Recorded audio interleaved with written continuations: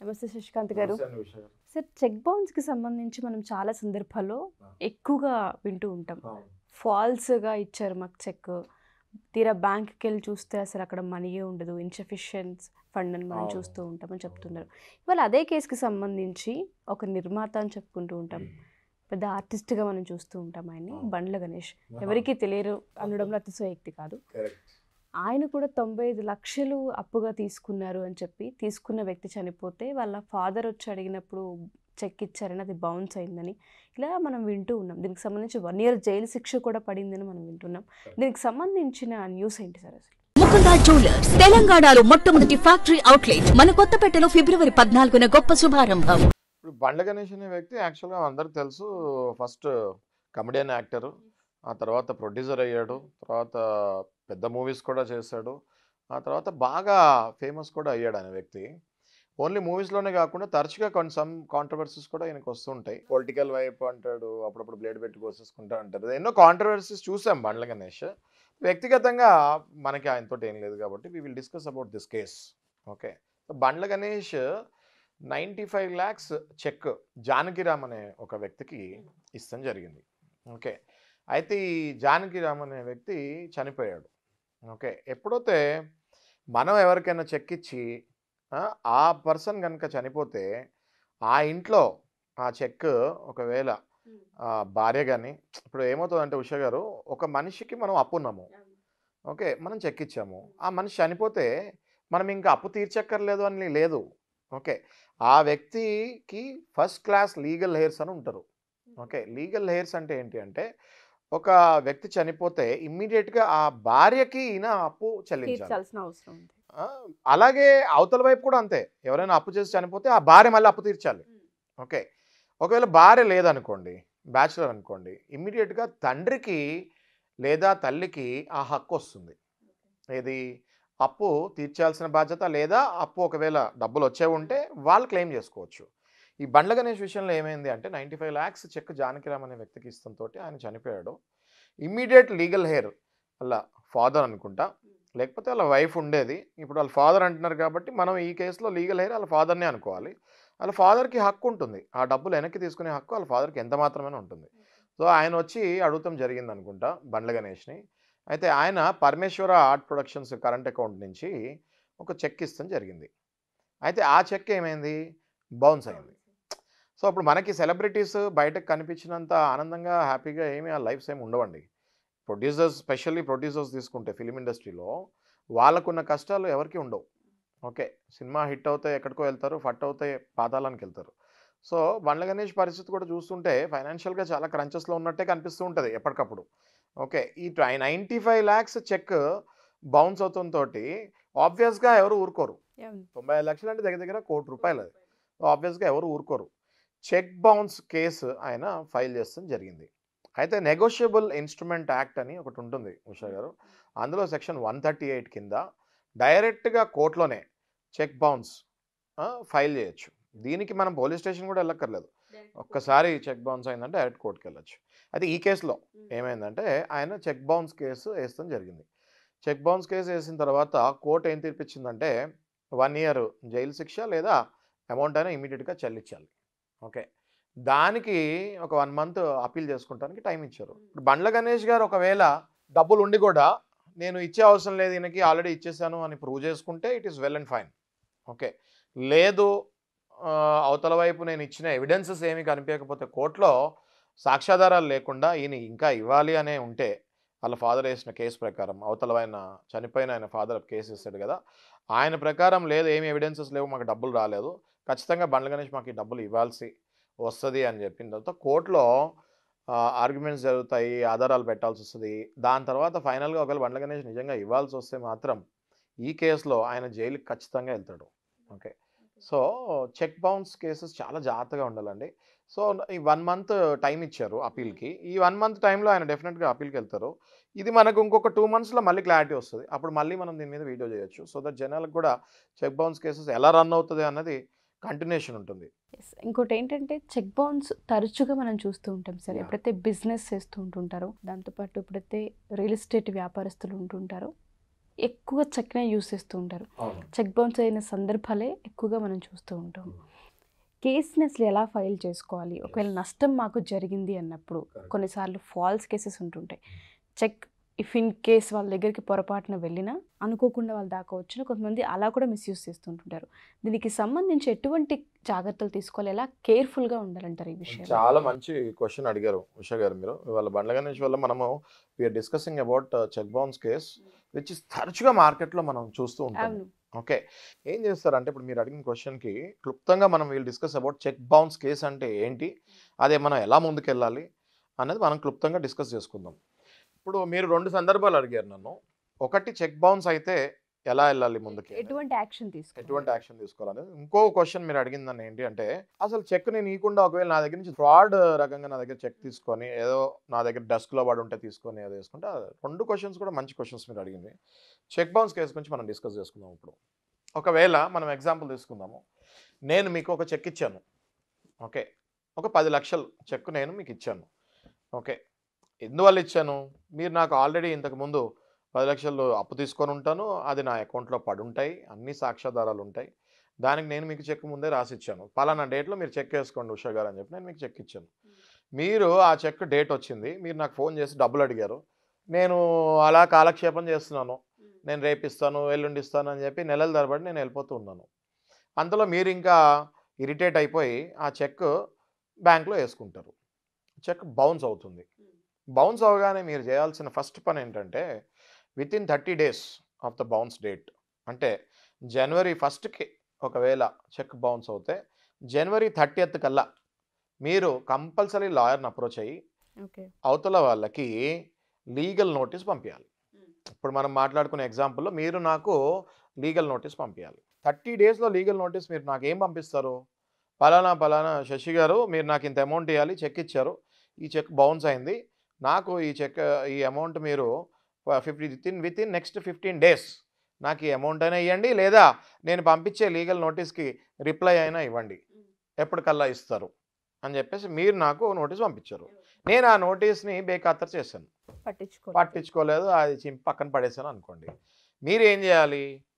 ఏదైతే మీరు టైం ఇస్తారో 15 days, ఆ 15 days దాటగానే మళ్ళీ మీకు 30 రోజులు గడువు ఉంటుంది.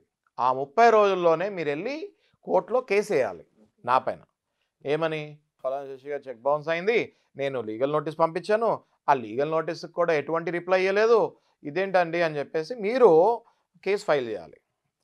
ఎలా ఫైల్ చేయాలి అంటే నెగోషియబుల్ ఇన్స్ట్రుమెంట్ యాక్ట్ 1881 అంటే 1881లో నెగోషియబుల్ ఇన్స్ట్రుమెంట్ యాక్ట్ అనేది ఒకటి వచ్చింది. ఆ నెగోషియబుల్ ఇన్స్ట్రుమెంట్ యాక్ట్లో సెక్షన్ 138 అని ఒకటి ఉంటుంది. దాని కింద మీరు లాయర్ గారికి అప్రోచ్ అవుతే ఆయన ఫైల్ చేస్తారు. ఫైల్ చేసిన తర్వాత వెంటనే ఏమవుతుందంటే కోర్టు నుంచి నాకు సమ్మన్స్ వస్తాయి. పలానా ఉషా గారు మీ మీద కేసు వేస్తారు, చెక్ చేయాలనేసి మీరు వెంటనే కోర్టుకు రండి, మీ డిస్కస్ చేయాలనేసి. ఓకే, మనం ఏం చేస్తారు, జనరల్గా ఏం చేస్తారు అంటే చాలామంది అవతల వాళ్ళు కూడా, ఇప్పుడు నేను కూడా వెంటనే ఒక లాయర్ పెట్టుకుంటాను, పెట్టుకొని సరే చూడండి అటెండ్ అవ్వండి అని చెప్తాను.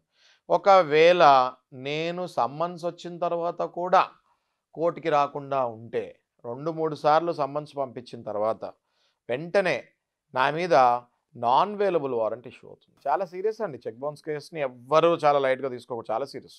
నాన్ వేలబుల్ వారెంట్ ఇష్యూ అవుతుంది. ఈ నాన్ వేలబుల్ వారెంట్ ఇష్యూ అయిన తర్వాత నేను పాతాళంలో ఉన్నా కూడా పోలీసు వాళ్ళు నన్ను పట్టుకొని 100% జైల్లో వేస్తారు. ఓకే, అయితే నేను జైల్లోకి వెళ్ళకూడదంటే కంపల్సరీ కోర్టుకు వచ్చి అటెండ్ అవ్వాలి. కోర్టుకు వచ్చి నేను అటెండ్ అయ్యా అనుకోండి, కంపల్సరీగా నేను మీకు డబ్బులు వెనక్కి ఇవ్వాల్సి వస్తుంది. Okay, so check bounce case is a beautiful case అండి, వేర్ 100% మీరు జెన్యున్గా ఉంటే మీరు కేసు విన్ అవుతారు. ఇది ఏళ్ల తరబడి కూడా వెళ్ళదు, 1.5 yearలో 100% ఒక షేప్కి వస్తుంది, మీ డబ్బులు మీకు వచ్చేస్తాయి. Okay, so check bounce case నేను చెప్పేది ఏంటి అంటే చెక్ బౌన్స్ కేసుకి ఎవ్వరు భయపడకండి. మీకు గనుక ఎవరైనా చెక్ ఇచ్చి మీతో ఆడుకుంటుంటే 100% మమ్మల్ని అప్రోచ్ అవ్వండి, వీ విల్ డూ. అయితే మీరు ఇంకో క్వశ్చన్ కూడా అడిగారు, నాకు ఫ్రాడ్ కనుక చేస్తే ఏమవుతుందో అని అడిగారు. సో దానికి ముందు ఇంకోటి కూడా చెప్తానండి మీకు. నేను మీకు చెక్ ఇచ్చాను, ఓకే, 3 నెలలు దానిపైన నేను డేట్ రాసి ఇచ్చాను, January 1st అనేసి. ఓకే, అది కనుక చెక్ కూడా లిమిటేషన్ టైం ఉంటుంది. ఓకే, ఇంతకుముందు 6 months ఉండేది, ఇప్పుడు 3 months అయింది. ఓకే, 3 monthsలో మీరు చెక్ వేసుకోవాలి. ఒకవేళ పైన కనుక నేను తెలివిగా ఏం చేస్తారంటే కొంతమంది చెక్ ఇస్తారు, పైన డేట్ రాసేస్తారు. పైన డేట్ రాసినప్పుడు ఎట్టి పరిస్థితుల్లో మీరు 3 నెలల్లోపు చెక్ డిపాజిట్ అయినా చేసుకోవాలి, లేదా ఓ 10 రోజుల ముందే ఆ చెక్ ఇచ్చి ఇంకో చెక్ అయినా అవతల పార్టీ నుంచి తీసుకోవాలి. తీసుకోకుండా ఒకవేళ మర్చిపోయి ఎక్స్పైరీ డేట్ అయిపోతే అప్పుడు మీరు చెక్ బౌన్స్ కేసు వేస్తానికి ఉండదు.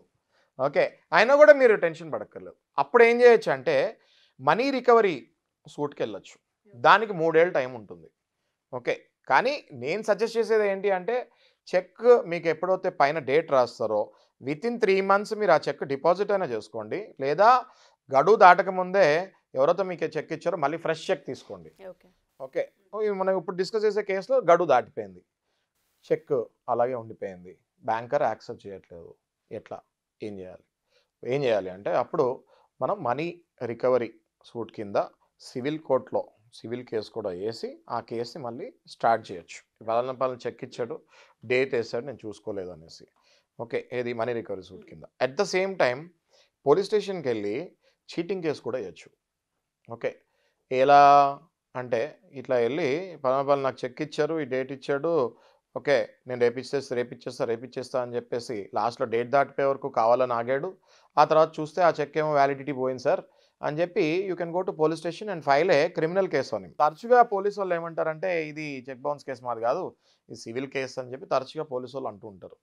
అయితే ఇందులోనే మనకి ఇంకొక ప్రొవిజన్ ఉంది లాలో. సెక్షన్ 200 సిఆర్పిసి కింద పోలీసు వాళ్ళు కనుక కేసు తీసుకోకుండా ఈ కేసు సివిల్ కేసు అని చెప్పేసి మ్యాక్సిమం అవాయిడ్ చేస్తారు పోలీసు వాళ్ళు ఈ కేసెస్. అప్పుడు కోర్టుకి వెళ్ళి కోర్టు త్రూ మీకు ఏం జరిగిందో చీటింగ్ సెక్షన్ 200 సిఆర్పిసి కింద క్లియర్గా పిటిషన్లో పాయింట్ టు పాయింట్ మంచి లాయర్ని పట్టుకొని డ్రాఫ్ట్ చేసుకొని వెళ్ళి జడ్జి గారు కనుక కన్విన్స్ అయితే జడ్జి గారు డైరెక్ట్గా మనల్ని పోలీస్ స్టేషన్కి ఎఫ్ఐఆర్ చేయమని చెప్పి డైరెక్షన్ ఇస్తారు.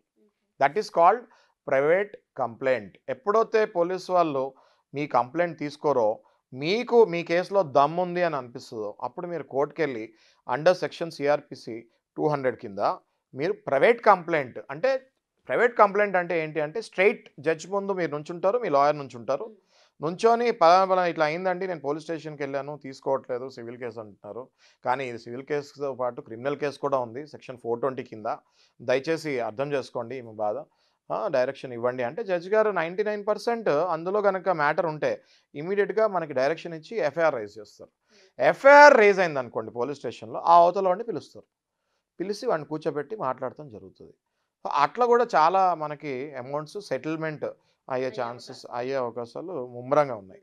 రైట్, సో ఇప్పుడు చూసే వీక్షకులకు నేను చెప్పేది ఏంటి అంటే మీకు కనుక చెక్ బౌన్స్ అయితే మీరు 1% కూడా టెన్షన్ పడకండి, మంచి లాయర్స్ని మాలాంటి వాళ్ళని అప్రోచ్ అవ్వండి. 100% మీ డబ్బులు మీకు ఇప్పించే బాధ్యత మేము తీసుకుంటాము.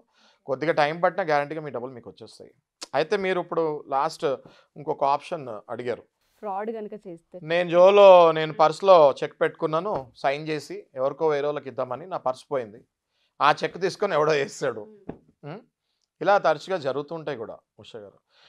ఒక ఆఫీస్లో ఒక వ్యవస్థ నడిచేటప్పుడు ఒక అకౌంటెంట్ కానీ లేకపోతే వేరే వాళ్ళు కానీ లేకపోతే ఎంప్లాయీస్ కానీ కొంతమంది ఇట్లాంటి ఫ్రాడ్కి పాల్పడి అక్కడ ఉండే ప్రొపరైటర్ చెక్స్ సైన్ చేసేసి వెళ్ళిపోతూ ఉంటారు. ఇట్లాంటి చెక్స్ని వీళ్ళు కనుక ఎవరైనా కొట్టేసి డైరెక్ట్గా ఎవరి పేరో రాసేసుకొని అకౌంట్లో వేసుకుంటే మనం ఎలా ఫేస్ చేయాలి దాన్ని అన్నది మనం మాట్లాడుతున్నాం. ఎప్పుడైతే మీ చెక్ మీరే స్వయంగా సైన్ చేసి ఆ పర్సన్కి మీ చేత్తో మీరు ఇవ్వలేదో ఆ చెక్కి అంత వ్యాలిడిటీ ఉండదు. బట్ ఎలా ప్రూవ్ చేసుకోవాలంటారు? ఒకటండి హ్యాండ్ రైటింగ్ ఒకటి.